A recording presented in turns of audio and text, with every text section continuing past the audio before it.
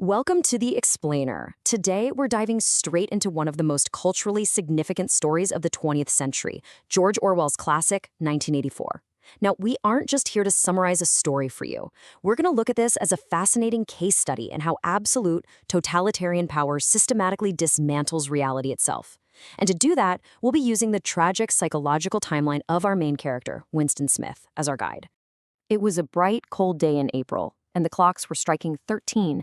Let's just pause on that iconic opening sentence.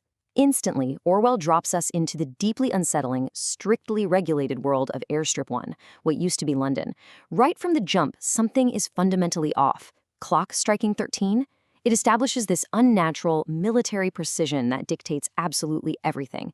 Our protagonist, Winston Smith, slips into Victory Mansions just to escape a vile wind, and he's greeted by the smell of boiled cabbage and old rag mats. It is a brilliant, sensory introduction to a totally bleak, hyper-controlled existence. So picture this. How do you actually navigate daily life, let alone rebel, when you are never, ever truly alone? In Oceania, every sound you make above a very low whisper is picked up. Every movement is scrutinized by this unblinking instrument called the telescreen.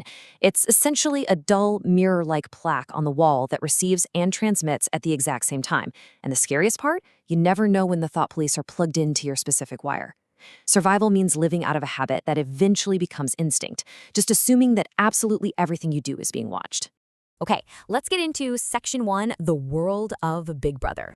Entering this world, you're immediately hit by a landscape of decaying 19th century houses patched up with cardboard. But that decay is completely masked by these terrifyingly huge posters of a ruggedly handsome man. The caption always reads the same thing: Big Brother is watching you. And you have to consider the sheer audacity of the massive slogan standing right alongside them.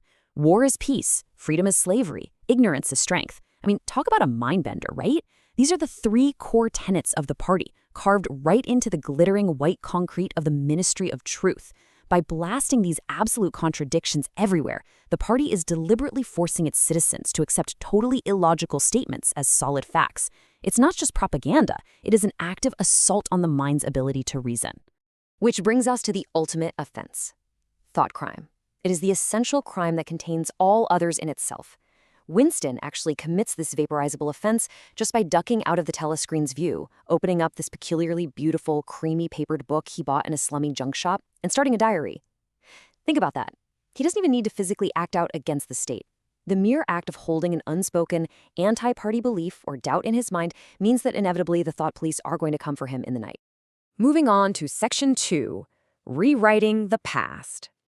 Let's look at the actual mechanics of Winston's 9-to-5 job at the Ministry of Truth, because here, history isn't remembered, it is continuously manufactured. The process brilliantly illustrates these chillingly mundane, bureaucratic steps of literally changing the past. Winston gets these small pneumatic tubes with instructions to correct old issues of the times. He alters the article to match whatever the party's current reality happens to be today. Maybe he changes a promised chocolate ration increase into a reduction, or he scrubs the name of someone who's just been vaporized. Then, the original document is dropped into a slit in the wall called a memory hole, where it's devoured by flames. Day by day, minute by minute, they literally erase people, promises, and past alliances from existence. Poof, gone. But how do you make a system like that actually function without everyone going completely crazy? Well, the party relies on an incredible psychological tool: doublethink. It's the power of holding two perfectly contradictory beliefs in your mind at the exact same time and accepting both of them. Party members like Winston know they are actively faking history, obviously, but through a conscious act of self-hypnosis, they have to genuinely believe the new lies they literally just created. They must essentially forget the act of forgetting. And working right alongside doublethink is their linguistic weapon, newspeak. Winston's colleague, Syme, is an expert on this. He points out that while most normal languages expand, newspeak is the only language in the world whose vocabulary gets smaller every single year. The ultimate goal here is to completely narrow the range of human thought. By destroying words, like stripping away all the secondary meanings from a word like freedom, the party ensures that the very concept of rebellion becomes literally unthinkable. Why? Because the words you need to express it will simply no longer exist. Section 3, the spark of rebellion. Now, despite all these massive controls, Winston hits an internal breaking point. His memory, his logic, his basic humanity, they all start pushing back against this absolute conformity. He starts this illicit, highly secretive romance with a coworker named Julia, and it acts as his most profound gesture of political defiance. This internal tension physically manifests in that diary of his. In a state of sheer panic, almost like a trance, Winston's pen just slides over the paper, printing these words in large, neat capitals over and over again. Down with Big Brother.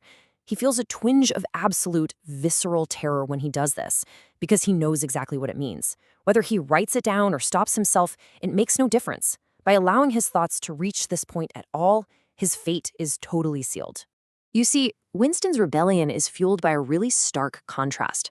You have the party's myth, constantly broadcast 24/7 on the telescreens, showing this glittering, antiseptic utopia of steel and concrete, endless victories, and fabulous statistics about more wealth and more food.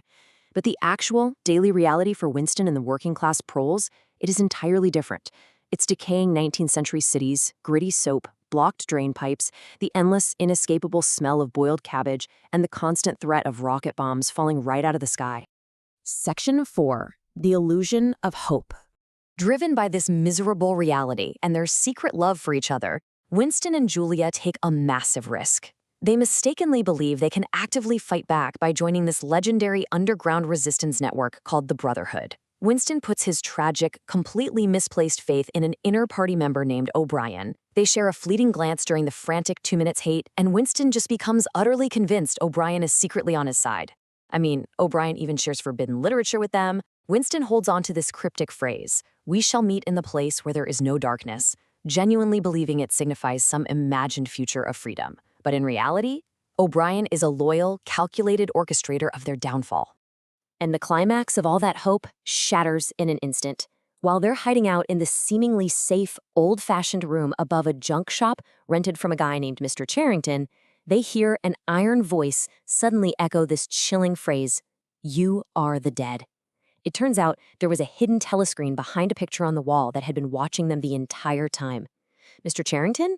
Yeah, he was a member of the Thought Police. They had never been safe, not for a single second. Which brings us to Section 5, Inside Room 101.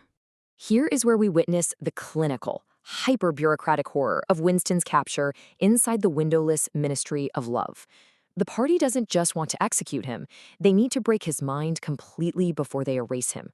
And the logic behind this psychological torture is profound. O'Brien, acting as Winston's torturer, uses immense physical pain, but not just to extract some fake confession. He uses a dial controlling pure agony to force Winston to genuinely surrender his reliance on basic arithmetic and common sense. Winston desperately argues that objective reality exists, that 2 plus 2 makes 4. But O'Brien systematically breaks him down until Winston truly, genuinely sees 5 fingers instead of 4 when O'Brien holds him up. The party demands total control over reality itself. And this brings us to O'Brien's overarching, totally chilling philosophy. The party is entirely distinct from totalitarians of the past. They do not seek power so they can eventually build a utopia or safeguard some revolution. No, they seek power entirely for its own sake. O'Brien explains that power is in inflicting pain and humiliation, in tearing human minds to pieces. Theirs is a world founded on hatred, fueled by fear, and the constant, intoxicating thrill of triumph over a helpless enemy. Imagine a boot stamping on a human face, forever. Now, despite accepting that 2 and 2 make 5, Winston manages to hold on to one last, tiny fragment of his humanity, his love for Julia. So to break this, O'Brien takes Winston to Room 101. And what's in Room 101? Simply the worst thing in the world. For Winston, this is his ultimate, paralyzing, completely unendurable phobia, a wire cage divided into compartments, filled with huge, hungry rats, specially fitted to be strapped directly to his face. In a state of absolute, blind panic to escape this unimaginable terror, Winston finally breaks. He screams for them to do it to Julia instead. And the tragedy is, he truly means it. In that exact moment, his spirit shatters. Section 6. The Final Surrender. We follow a hollowed-out, physically ruined Winston back into the outside world. He's sitting in the Chestnut Tree Cafe, drinking victory gin, just listening to the telescreen. His mind has been completely reprogrammed. He has zero independent thought left. He only accepts whatever the telescreen dictates as the absolute truth. And the explainer reaches its devastating conclusion with the story's final moment. Looking up at the massive portrait of Big Brother, Winston doesn't feel hatred anymore. The final, indispensable healing change has taken place in him. He willingly relinquishes the absolute last shred of his humanity, his resistance, and his grasp on objective reality. He truly, deeply embraces his oppressor. He loved Big Brother. The party has won completely. So as we wrap up this explainer, I really want to leave you with a final provocative thought. Orwell's masterpiece isn't just a grim story, it's a structural breakdown of psychological control. What actually happens when the truth exists entirely in the minds of the people who have the absolute power to erase it? It's a lingering question on the fragility of memory and language that keeps Orwell's warning incredibly relevant even today. Thank you so much for joining me on this journey. Keep asking questions and keep exploring the truth.